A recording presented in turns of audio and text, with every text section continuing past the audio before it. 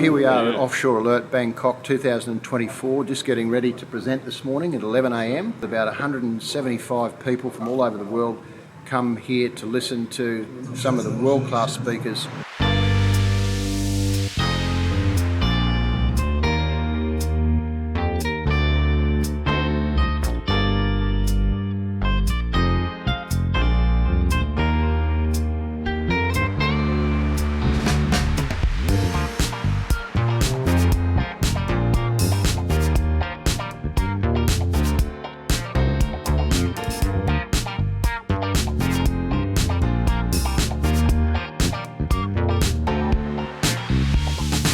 Richest and most powerful men in the world. We were just amazed and trying to find out what had happened. Within the week of the cyber law, we do not have any cyber law yet. If USDT didn't exist, they would probably shift to a different stablecoin, and that would also enjoy wide adoption.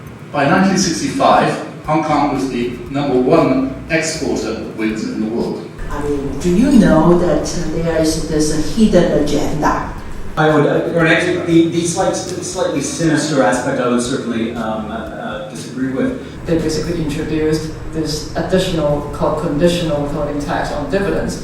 You get external lawyers or external investigators. Many times these hacks and losses can be avoided. Basically what they'll do is they'll approach you because you're already been scammed, they're an easy target. You need to have kind of political will, and cooperation. I put my name and you're going to see how the system will collect from all these three spaces. Or the absolute state immunity which the mainland China had always applied. The Belt and Road Initiative kicked off. We've exposed over 175 criminal schemes. All the other conference organisers combined have exposed precisely 0.0. The best testimonial is a bad person saying that they hate me, saying that I'm useless, saying that I'm bad for their business. But to not introduce any conscious bias, this is just information.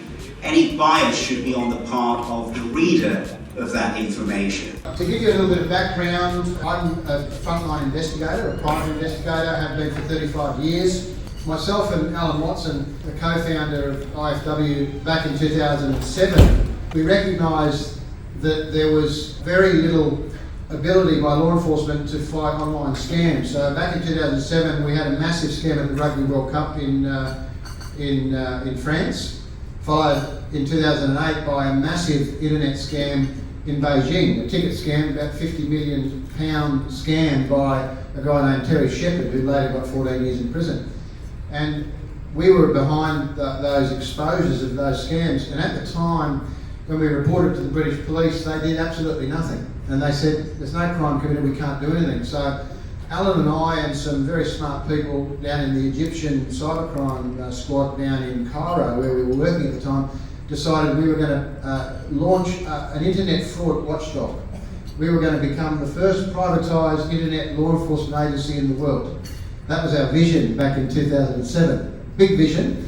But we realised that the only way to fight internet crime is through privatisation.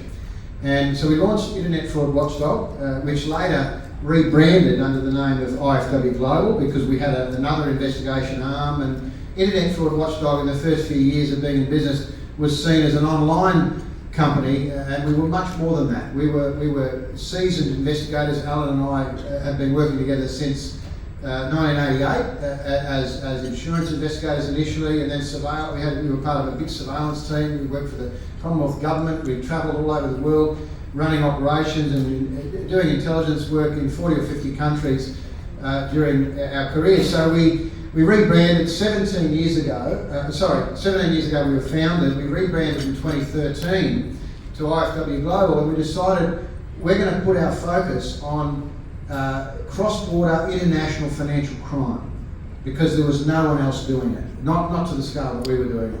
So we decided we were going to go out and we were going to start targeting financial criminals. Now, boiler rooms originated here in Thailand. In fact, a lot of the big boiler room bosses, the British, it's a British invention, the boiler rooms. Most of you have heard of the Wolf of Wall Street, the famous Jordan Belfort film that they made a Hollywood movie about. Well, that is a multi-billion-dollar industry, and it did start here in Thailand back in the 90s.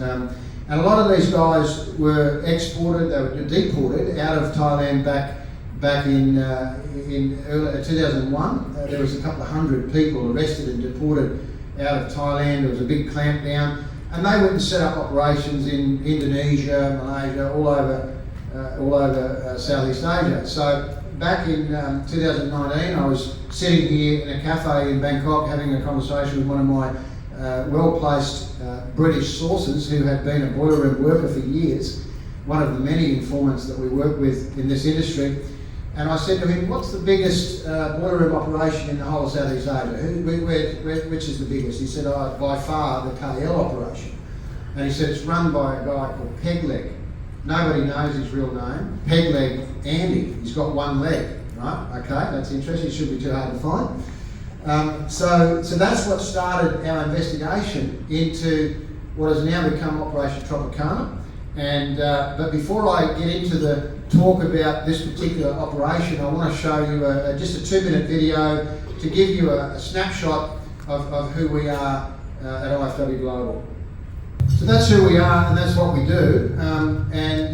In recent years we have particularly focused on boiler room operations in Southeast Asia, although we are now working on other boiler room operations in Eastern Europe, Ukraine, Serbia, Bulgaria, Cyprus, South Africa. So we're really going all over the world. And the great thing about IFW is that we are a private agency.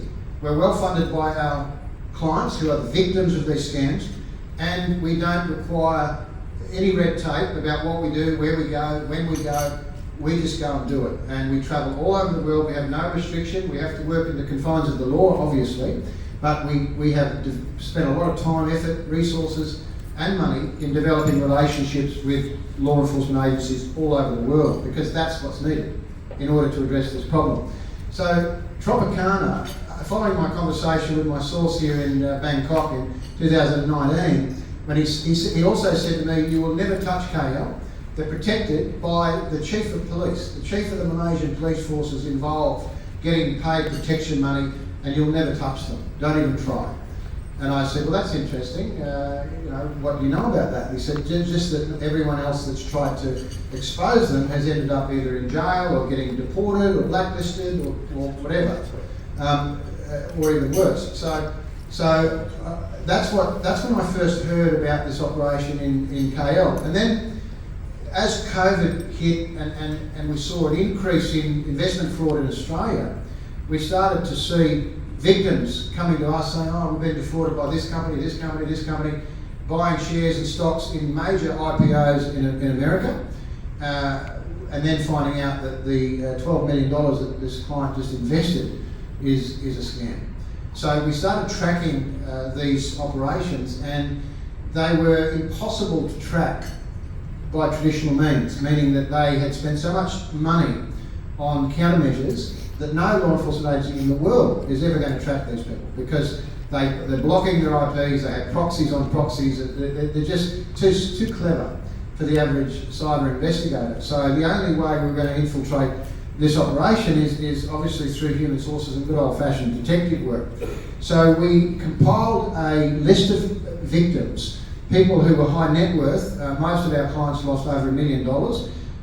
We managed to charge them a fixed fee of $50,000 US each.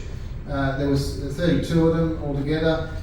About 20 of them paid 50. The others paid smaller amounts. They were smaller claims, but we raised $1 million. And I've always said, you give me the budget, give me the money, I'll take down any syndicate in the world. So we got our victims together, we started preparing their complaints, we started doing what we always do. We do the work of the police. We prepare their complaints, affidavits. We have a number of former law enforcement people that work for IFW, and we started preparing their complaints. And then we were able to link our frauds to a particular characteristic. There was a characteristic about this particular operation that was incredibly sophisticated. They were publishing news stories months in advance about their IPOs and about their stocks and their companies, and months in advance they were advertising themselves. So when someone would Google their name after getting a call online, they'd Google the name, they'd see all these media stories, self-published articles on Newswire, Yahoo Finance, and so on and so on. So they already created a reputation 3 months prior to contacting victims. So they had a clean, excellent reputation online when someone would check. And they were rotating these companies about 30 or 40 at a time. After 3 months they'd shut down, new ones would come up. It was a rotational model designed to circumvent law enforcement, because we all know how long law enforcement takes to investigate, and they're not going to have it done within 3 months.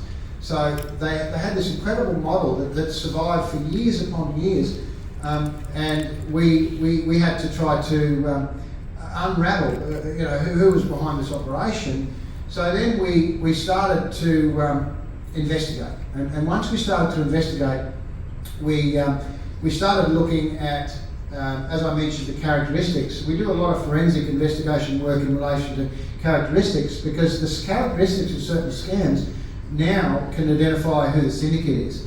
So we can get a case in cold, and I can say, I know that is such and such a group in Kiev, and I know their address. So that's how much intel we've gathered on these groups.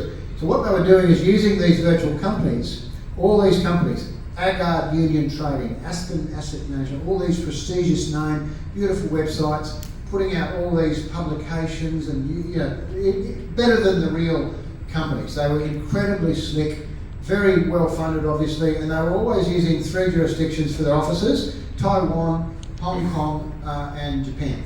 So they were always saying that they were in one of those 3 jurisdictions, because they're kind of not easy for the average person to go and check their office address or Google their office address. So they were using these jurisdictions because they were successful. So what they were doing is they were actually purporting to be connected to major US IPOs, initial public offerings of shares and stocks. And when an investor would go online and research how to invest in an IPO, they'd come up with a website that had a lot of information about how to invest in IPOs, and it would even offer free consultation on, send out a free booklet. They were setting up trading colleges, all sorts of what we call honeypot websites. So those victims, those people would then ask for some information. Can you share some information about the Tesla IPO or about the Novacure IPO?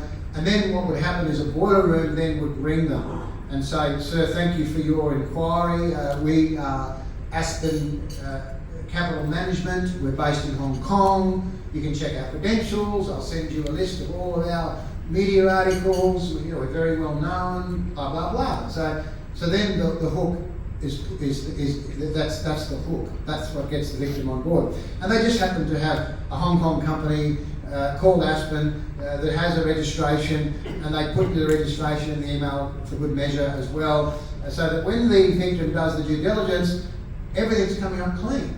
There's no red flags at all.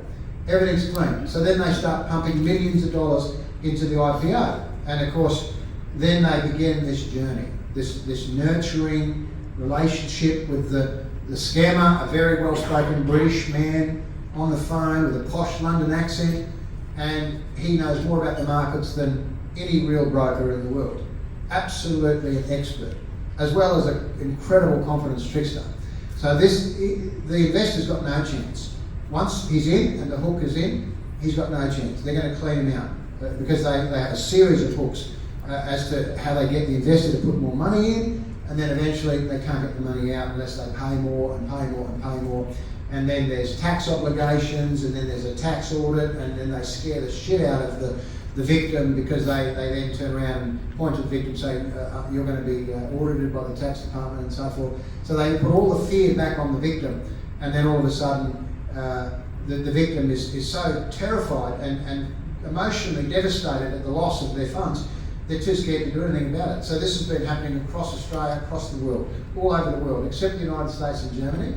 This particular group won't target those 2 countries because they're the most prolific law enforcement agencies in the world that go after scammers. It's a pity, it's only 2 in the world that actually go after, will cross borders to catch the fraudsters.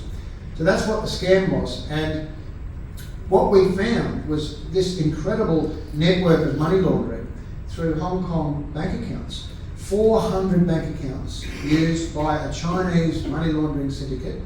92 of those accounts were what we call first level accounts. They're the receiving accounts. So the money goes into the account, immediately moves to the next account, then the next account, then the next account, all within Hong Kong, because they know that it costs about $20,000, to do the discovery, and most of these victims are left with no money. So they were setting up these accounts, and clearly they had some connections in the banks. There was only 5 companies set up registration offices that we use for all of these accounts. So clearly they got people in company registration offices and inside the banks that are assisting this syndicate to launder billions of dollars. These accounts in Hong Kong received over 950 million Australian dollars alone, and that's not to mention all of the other countries. So there were billions of dollars laundered through these accounts, and we were constantly notifying HSBC, Bank of China. Every time we got a scam, we would notify them. And finally, I got a letter from the head of the anti-money laundering fraud unit in the Hong Kong Police saying, can you please stop sending me emails and just send them to our fraud hotline, right? Because we were shaking the tree and saying, you guys have got to do something about this. There's prolific money laundering going on within HSBC and other bank accounts, other banks. All the traditional banks in Hong Kong were being used. There was a very clever strategy that these money launderers had. We would freeze the accounts, the money's already gone, So they were so clever, and it turned out it was a big, large Chinese organised crime group that's laundering the money, not just in Hong Kong, but also in Singapore and other countries. And what they would tell the victim is that when you deposit your money for the shares, you don't give them to our company, Aspen Capital Management. You've got to pay it into a transfer agent, which is kind of like a little bit like the real thing. So they would say, they call it an escrow agent. This company, ABC Trading Limited in Hong Kong, this is our escrow agent. And they'd have a website for this company, which they've already built. So it was very well orchestrated, and what these companies were just money laundering accounts. They were money mule accounts set up by the money laundering syndicate and rotated, account after account after account after account. And we would do discovery on a lot of these accounts, and on every case, every time almost, there'd be a Chinese national from mainland China gone to Hong Kong, opened the account, and then gone back to mainland China, and the Hong Kong police would say, nothing we can do. Well, can't you issue a warrant of arrest? No, not really. I mean, they do. They issue a warrant of arrest, but that's the last. I said, why don't you go into China? I mean, China owns Hong Kong, doesn't it? Or am I missing something? Why can't you go into China and get them? These are real people with real passports, with real Chinese identity numbers who are committing crime. Why don't you go into China and pick them up? Hong Kong police says we can't do that. So there's a flaw in the system. One big flaw in the system. So we mounted a 12-month operation. We had $1 million budget, so we put our money where our mouth was. We decided to send a team from Australia, a special team, a special operations team, into Malaysia to work with our Malaysian representatives, and we started to build evidence on this group. And what we learned very quickly was these people are protected, and I'll get to that in a minute, but we identified Pegleg initially, still didn't have his name. It took us a long time to get his real name because he was just known as Pegleg, and these people were very, very hidden and concealed in the community in KL and Penang. But we ended up identifying the ringleaders by the use of covert sources and surveillance. We knew one of their old officers. We did some investigation. We found one of these managers here. We found him and we put him under surveillance. And once we had that surveillance running, he started leading us to all the rest of the syndicate members. So good old-fashioned surveillance. We ran surveillance for months and months. I think 6 months.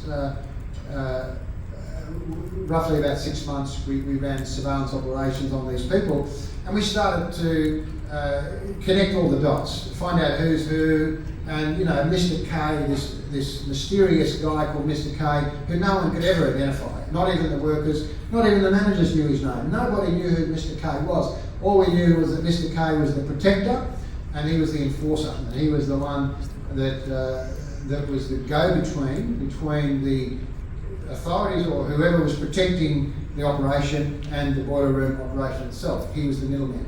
So we knew there was this Mr. K because we'd been hearing about him for years through our contacts. If someone was arrested for being drunk and disorderly, Mr. K would come along with the police and they'd be brought out of jail and the police would be told to go away. That's how much power this guy had. Now, when we checked his phone records in Malaysia, we found that he was making regular calls to very high-ranking political figures and senior police officers and former police officers and relatives of the Inspector General and so on and so on and so on. It was an array of powerful people that this guy, for some reason, had connections with. So once we had these people identified and we started to profile their activities, we realised we were onto something. So we started locating some of the other officers, and we had to take considerable risk because these people had security, they had drivers, they had armed security on their officers. These were pretty heavy criminals that were making an awful amount of money. If my surveillance teams had been compromised underneath these buildings, God knows what would have happened. This footage here is actually hidden footage by one of our sources who we ended up putting inside the operation. So we got someone recruited to go inside, and that was sort of the breaking point. This is surveillance on Pegleg just a week before he was arrested. He's off on a holiday at a 5-star resort down in the south of Malaysia with his family over from the UK, enjoying the millions of dollars a week that he was making from innocent investors all over the world. So we started profiling. The surveillance was very successful. We ended up with an enormous amount of great footage, great evidence. We identified a lot of the people. These days we're using facial recognition technology for identifying people, which some of you may have heard that is now available on the commercial market. We've identified some criminals very recently just by their photo. We found their social media accounts just by their photo. So these are the sort of breakthroughs that are making our job so much easier. So I mentioned before a source. We had to recruit multiple sources in this case. We had to recruit people who had previously worked there and people that we wanted to work there. So we had to devise a way to find out how we can get someone recruited into this operation. Well, that wasn't easy.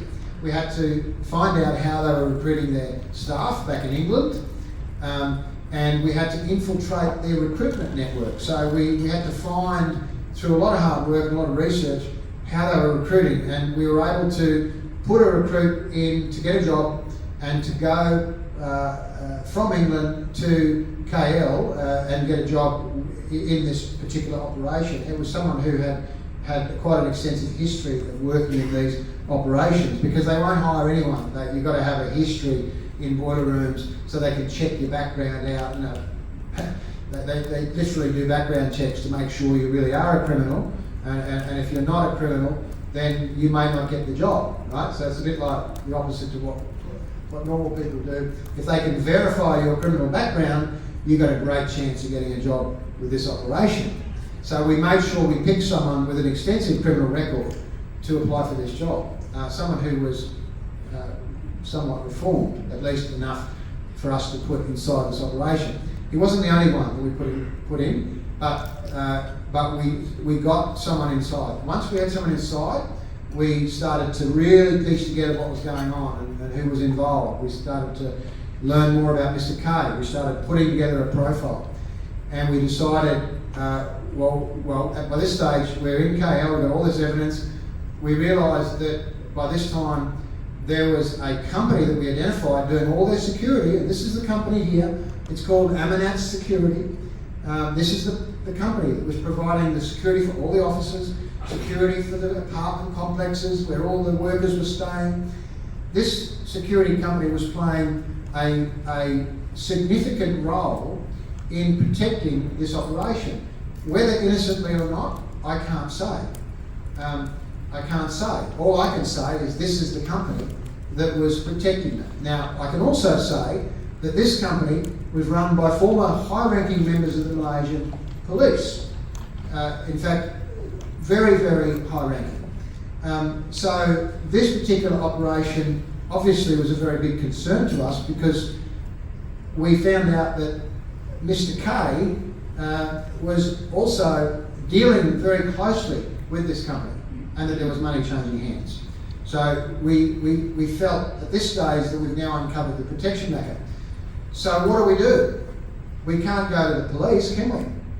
That's the fastest way to blow our operation. So we had to put our thinking caps on, and thanks to a young man in the audience by the name of Jack Mullen and his partner, we were able to contact someone in the British consulate initially, the British embassy, actually it was the British High Commission from memory. We approached, there was no point in us approaching our government in Australia. They've taken zero role in any of these types of operations for a very long time. So we didn't feel that approaching our government was going to help. So we approached the British High Commission and we said, look, this is the situation. These people are all British. Didn't give them any details. This is who they are. We're concerned about the corruption. Is there anything you can do? The British High Commission, no, we can't. We don't want to. We can't give you advice. We can't. We don't want to know about it, really. So they said, although we do recommend that you talk to the MACC. So we decided that we got an introduction to the MACC, the Malaysian Anti-Corruption Commission, and we didn't meet them at that stage because we were still profiling the locations of these operations. These are the 3 locations that we identified. 2 rooms in Kuala Lumpur and 1 in Penang. These were very well secured buildings, high security, very, very difficult to penetrate. And it wasn't going to be any easy task to do 3 simultaneous raids on these offices in these actual buildings because of the security and elevators. It was this tactical nightmare, a logistical nightmare to try and raid these operations. So we finally had all this put together, and we put together a very good presentation of all this, and then we took it to Mohammed Zamri, the Deputy Director of the Anti-Money Laundering Division of the MACC. We had a private meeting. We organised it through the referral. We also found, through our connections, a law firm that happened to work very closely with the MACC. It's always a good idea to have a lawyer that's close to the law enforcement agency involved. And we decided we were going to go and have a briefing. We had a briefing in late 2022. We couldn't go to the MACC's headquarters. It was sort of too sensitive, so they didn't want us to go in there initially. We met at an undisclosed location, and we had a briefing that was supposed to last for 2 hours. They allocated 2 hours, but it lasted for 6 hours. So 6 hours later, we're still in this meeting, showing all this evidence, and they were kind of, by this time, saying, well, this is big, we want to get involved in this. So they decided that they were going to investigate, and they put a lot of resources in. They sent a team of investigators immediately, that same day, or the next day, sorry, to our hotel, which happened to be Hotel Tropicana in KL, right near the Twin Towers. So we had a meeting in Hotel Tropicana, and I'm sure the officers walked out of that meeting going, what are we going to call this operation? We're just going to launch this project. Oh, Tropicana. So that's where the name came from. So fast forward a couple of months, and by this time the MACC was ready to strike. They had briefed immigration. They had purposely not talked to the Malaysian police, obviously, because of the obvious concerns. So we had a very big briefing session with about 170 officers. A little bit of a clip here. So there were MACC MACC officials, there were some other officials from other agencies, and most importantly, the immigration department were the ones supplying all the tactical operations. But we had to penetrate not 3 buildings, but 24 buildings. There were 24 raids that were planned, including residential homes and offices, and the 3 big boiler room offices. So it was a very big operation. So they had to brief the tactical group in order to work out how we're going to infiltrate, how we're going to do 24 raids at 4 p.m. on the 21st of February, right on the dot.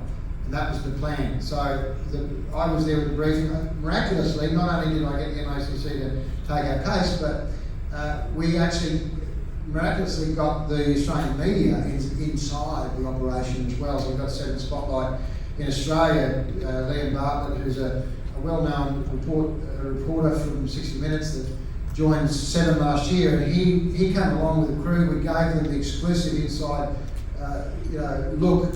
And we told the MACC that we need to tell the world that you are clamping down on those operations. We need to show the world that MACC is leading the charge by taking these syndicates down. And they agreed.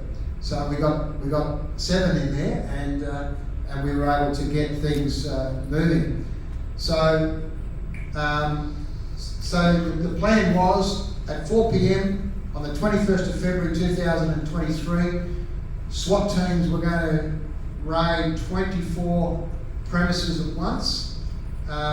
In the 3 big buildings, the plan was to shut the electricity off in the whole building so that they couldn't delete things off computers. They were thrown into chaos. The whole building went dark, not just the one office. They had to shut the building, the whole security, the whole lights of all the building, which was pretty scary for these people because it had never happened.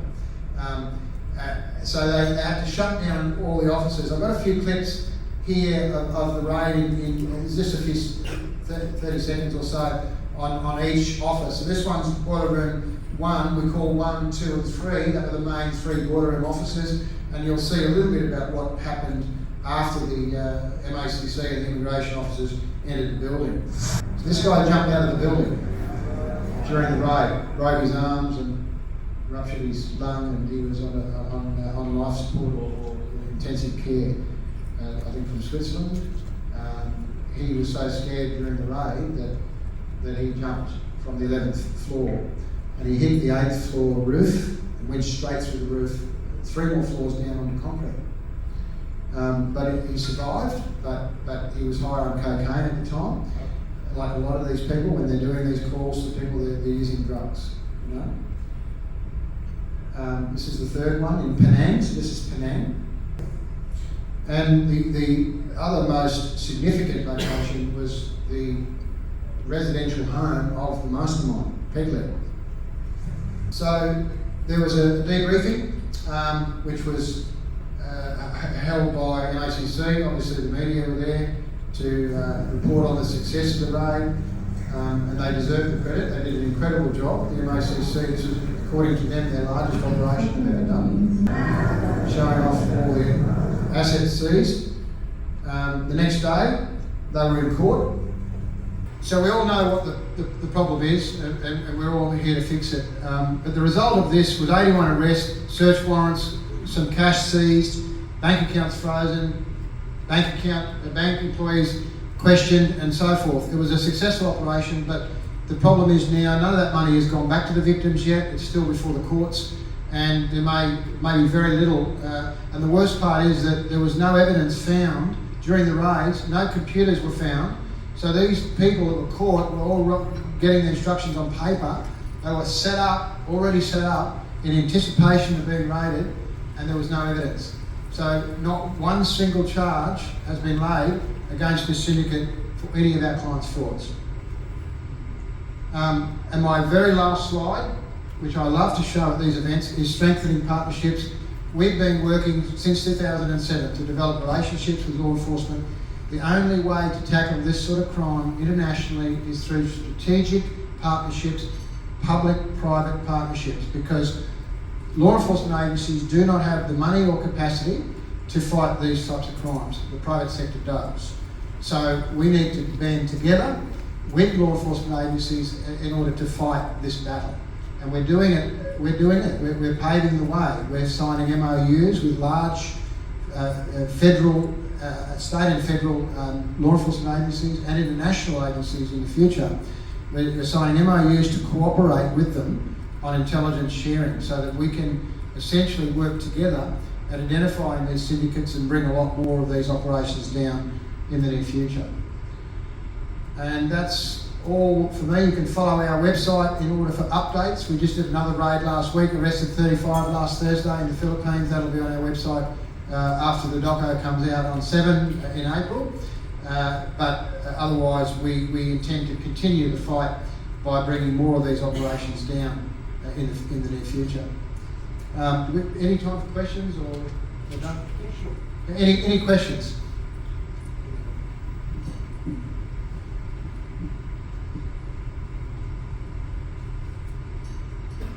Yeah, Robert Bernhoff with Bernhoff Law from Austin, Texas. It's good to be here in Bangkok. What was the MACC's motivation to do this? There's obviously an implication that current higher-ranking Malaysian police department officials at least had some knowledge. So they go somewhat rogue and do this completely independently of the Malaysian established police force. What was their motivation? It was corruption. That's why they decided to take the job. It was the fact that these former police officers had very close connections and relationships with existing police officers, so it was purely an anti-corruption investigation. Obviously they were concerned about the victims and the frauds, but the key focus was whether there was corruption involved. And they did their initial checking on this before they announced that they were going to take this operation. So they were convinced that there could have been systemic corruption involved, and that was the reason they took it.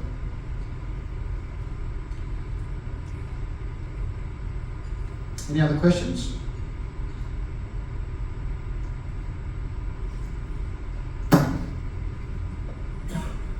Okay, great presentation. Just had a quick question. You mentioned the lack of digital evidence.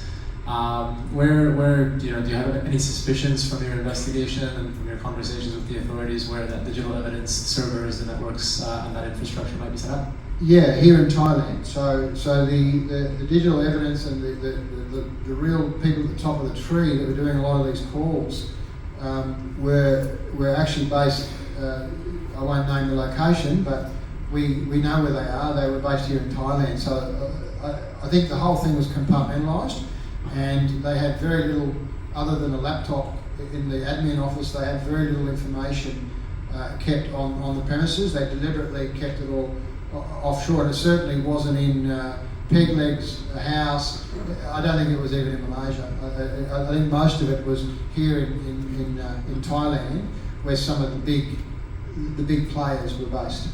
I have one more follow-up question. I caught, I think, in the some of the press releases relating to Tropicana, there were some individuals who were kind of, more of the web development service providers. One gentleman, I believe, was arrested at the airport. Correct. Coming in from Cambodia. Correct. So he's based in Cambodia, so he was just building the website, so that was his only role.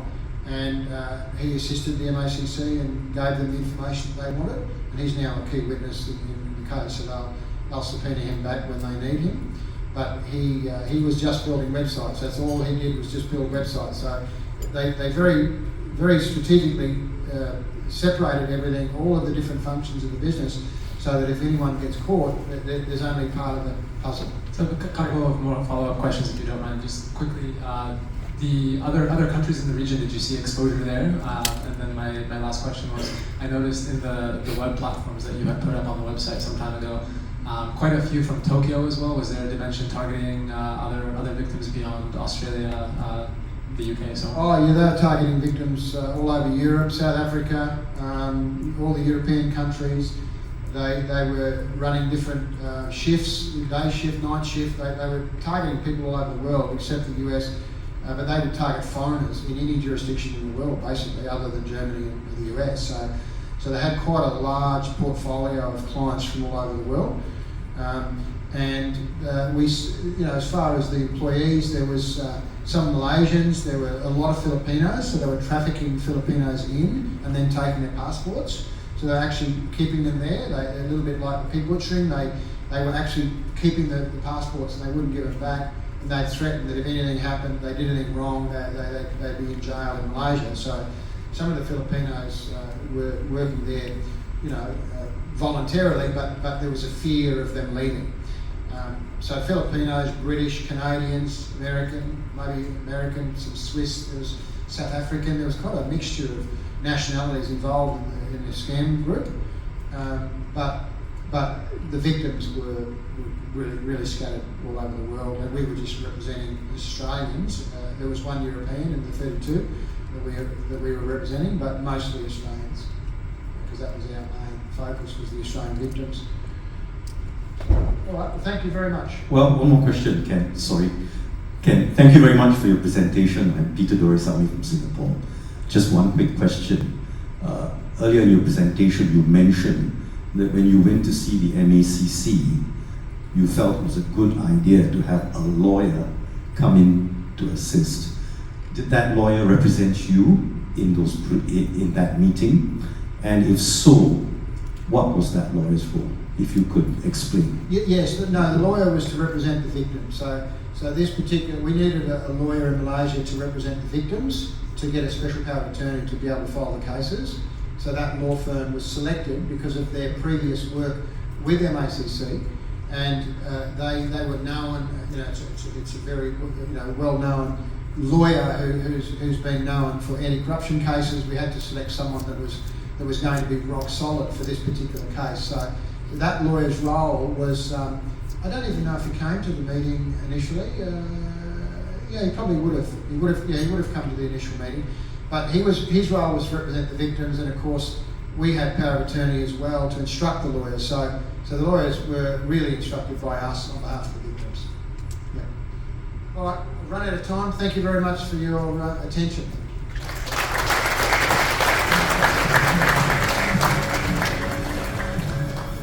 Good afternoon. That was a very impressive presentation by IFW. How do you follow that?